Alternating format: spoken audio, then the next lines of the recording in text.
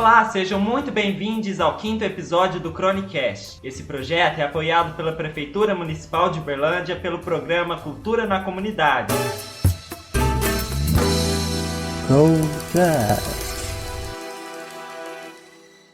Bom dia! Boa tarde! Boa noite! Depende da hora que você está ouvindo. Eu sou o Paulo Vitor Delmindo. Eu sou o Cedson Cabral. E eu sou o Kleber Maronese. Juntos formamos o Coletivo UOL. E esse é o seu podcast sobre crônicas.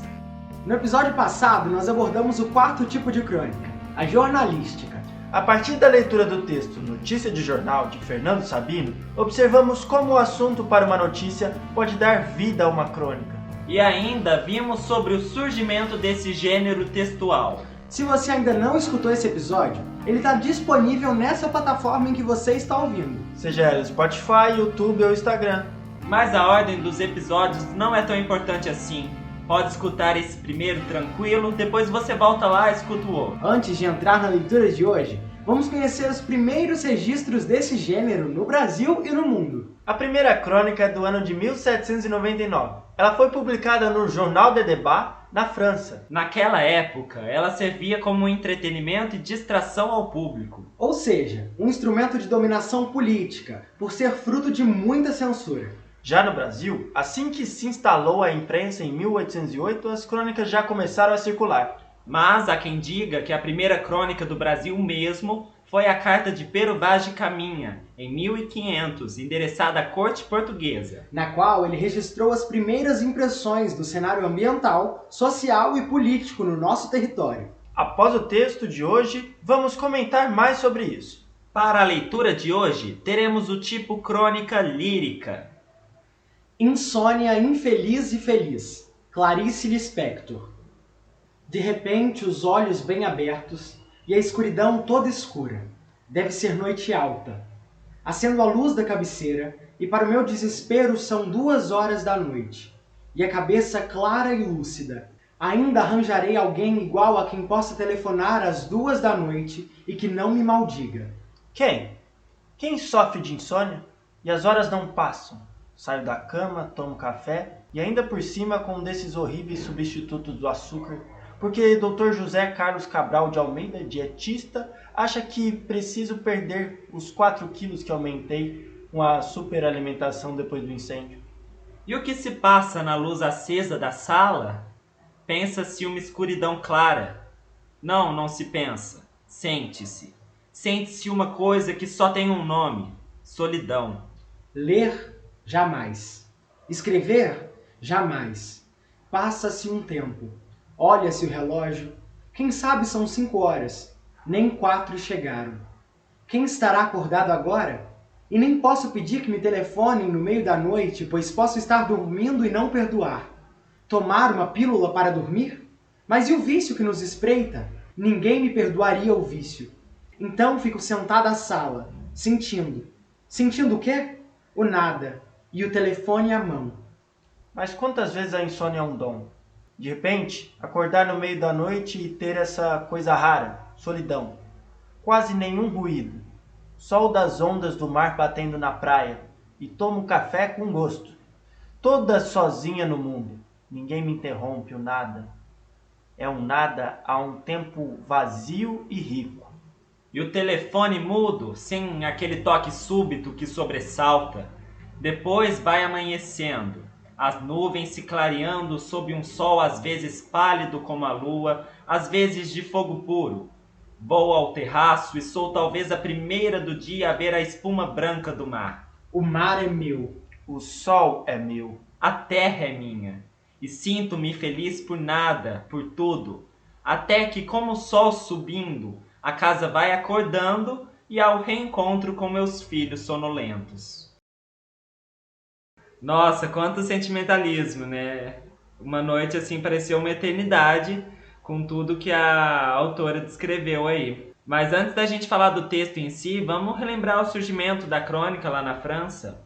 É porque é importante a gente entender que a crônica ela vai surgir lá na França, nos seus primórdios, como uma fonte, um meio de dominação dessa corte, né? Porque ela está muito ligada ao surgimento da imprensa, que também tem esse papel de falar como voz, como porta-voz dessa corte. A crônica contemporânea, né, ela se constituiu em uma época em que o Napoleão estava em controle, assim, da França, e ele tinha noção dessa importância que a imprensa tinha para a dominação da classe social, né? Então, por ela ser um texto jornalístico, ela também foi alvo de uma censura. Eles regulavam o que podia ser publicado ou não. Mas a gente sabe que ao longo dos anos isso foi mudando, né? Que a crônica ela se desvinculou também da imprensa e a imprensa também se desvinculou da corte, dos governadores, do Estado e se transformou também em um meio de denúncia, em um meio de mostrar as falhas do Estado, de retratar as desigualdades e tudo mais. Então a gente pode ver que ela se transformou realmente ao longo do tempo, se modernizou, né, a imprensa e a crônica. Quando ela perde essa censura, ela toma esse papel mais social, né? Porque ela vai falar sempre sobre essas coisas pequenas e cotidianas, mas que vão escancarar, muitas vezes, essas falhas do Estado, essas falhas do governo. Eu acho que a crônica ela acabou tomando essa outra ótica, né? Porque antes ela era censurada e as pessoas realmente não podiam falar o que elas pensavam sobre a sociedade. E hoje em dia, nas crônicas da idade atual, elas começaram a ter realmente esse outro papel, né? De escancarar e mostrar realmente os problemas da sociedade. E é interessante, né? Porque essa crônica aqui parece um pouco com todas as outras que a gente leu em termos de estrutura, ela não é tão diferente assim, mas parece que com essa a gente pôde estar mais próximo do que a autora sentia. Eu senti mais isso nessa crônica. Parece que eu estava quase vivendo na pele o que ela estava vivendo naquela noite de insônia, né? Eu acho que isso tem a ver com o tipo, com certeza, o tipo lírico, né, do texto. Porque o texto lírico, ele realmente fala sobre esse sentimentalismo, expressa esse sentimento de nostalgia, as emoções e tudo mais. E tem uma parte do texto também que a gente pode ver isso, que é a seguinte: e o que se passa na luz acesa da sala? Pensa-se uma escuridão clara? Não se pensa. Sente-se. Sente-se uma coisa que só tem um nome: solidão. Aí eu acho que ela deve estar trazendo essa relação com o sentimentalismo nesse momento e deixando claro em várias outras partes do texto também, ela traz essa exposição do sentimento que ela está vivendo ali, né? E esse texto ele tem também no início dele um tom meio melancólico, né? Que depois vai mudar, vai ter essa epifania no meio do texto, que é uma das coisas que a Clarice faz muito bem. A Clarice, que é ucraniana, mas é uma jornalista brasileira e se considera pernambucana, ela tem essa característica de transformar momentos cotidianos, personagens simples, em algo muito poético e muitas vezes muito lírico mesmo, os textos dela. Que no início a Clarice ela vai trazer isso que a solidão talvez seja uma coisa ruim, né? Tá sozinha em casa, noite escura. E depois não, talvez a solidão seja uma coisa boa sim, não tem barulho nenhum, eu tô aqui sozinha, e é uma coisa rara de se ter, solidão.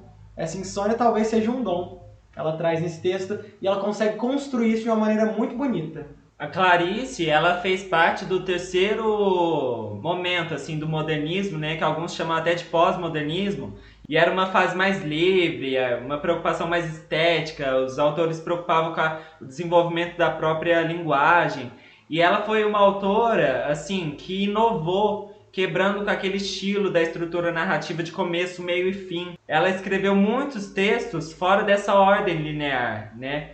Mas, Paulo, você disse que ela fez essa mudança, né? Essa quebra de ordem nos textos que ela começou a escrever, mas você sabia que no começo ela era muito criticada e ela disse, tem uma frase dela que ela disse assim: não escrevo para agradar ninguém.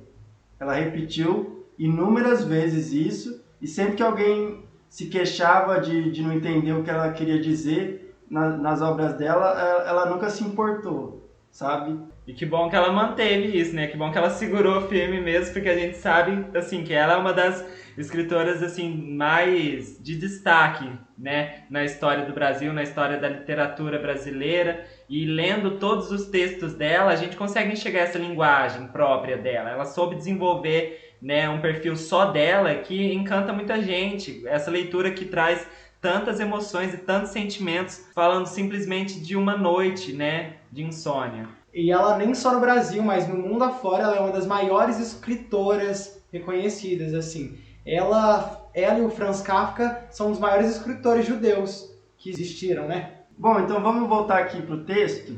Eu acho que para mim a Clarice queria trazer esse sentimento que a insônia nos dá, de que não era para a gente estar acordado naquele momento, mesmo que isso não tenha nenhuma culpa. Mas a maior questão é que se você está em casa e acordado de uma vez, fica até meio confuso, sem realmente saber o que você vai fazer. Porque, pelo menos no nosso inconsciente, pode estar que a gente deveria estar dormindo. E essa confusão pode ser vista no texto, no trecho ler, jamais. Escrever, jamais.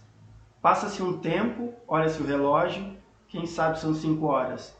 Nem 4 chegaram, quem estará acordado agora?